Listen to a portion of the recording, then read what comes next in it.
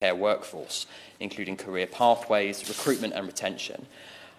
Change is often unnerving, but to a person living with dementia, an upheaval of the likes that the pandemic has brought is nothing short of terrifying. And indeed, if my grandfather was still alive today, I'm genuinely not sure how either he or the family would have got through the last couple of months. So I do hope that the Minister will look very carefully at the Alzheimer's Society report and at the recommendations that they make.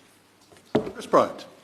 So, Graham, how the mind sits within the brain is still one of the great mysteries, I guess. I don't know whether members have seen the ballerina, Marta Gonzalez, listening to the music from Swan Lake and just beginning to be able to remember the choreography from years before.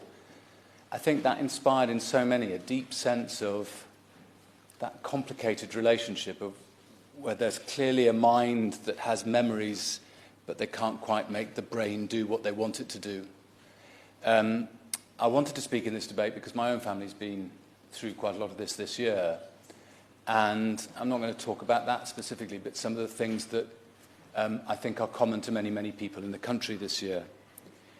Because so many families have been isolated from other parts of their families, they haven't been able to check up on the elderly quite often, not as frequently as they want, and they've not been, especially if they're on different parts of the country, they may not have been allowed to visit, and they won't have been able to see the signs, the early signs of dementia. Sometimes doctors have simply been unable to diagnose because they've not been able physically to be in the presence of the person who the concerns are about. A third down, as we heard earlier on, from normal.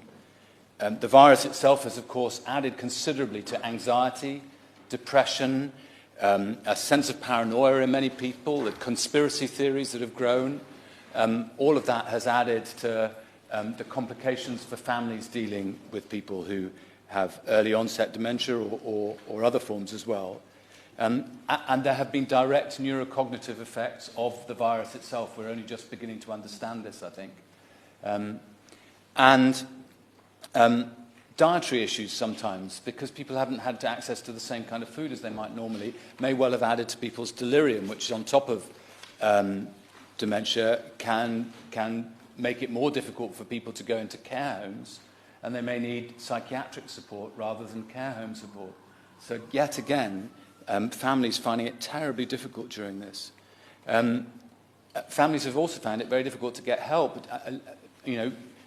Your immediate instinct once the diagnosis has come in is, well, you want to think about whether you'd be able to bring the family member into your own home, but if that's not possible, what other kind of support will there be? And care homes have been up against it. There have been terrible anxieties about whether people will have other comorbidities which are going to make it more difficult for the person. And I think many families feel as if they've been kind of bashing their head against the wall.